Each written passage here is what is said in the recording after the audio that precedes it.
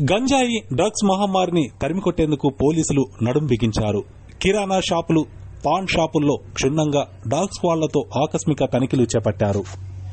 సిద్దిపేట జిల్లా అక్బర్పేట బూంపల్లి మండల కేంద్రంలో పోలీసులు గంజాయి, మాదక ద్రవ్యాల నిర్మూలన కోసం ప్రత్యేక చర్యలు చేపట్టారు. పచ్చని పల్లెల్లో గంజాయి విస్తరిస్తున్న నేపథ్యంలో కిరాణా దుకాణాలతో పాటు పాన్ షాపుల్లో డాగ్ స్క్వాడ్ ద్వారా క్షుణ్ణంగా పరిశీలించారు.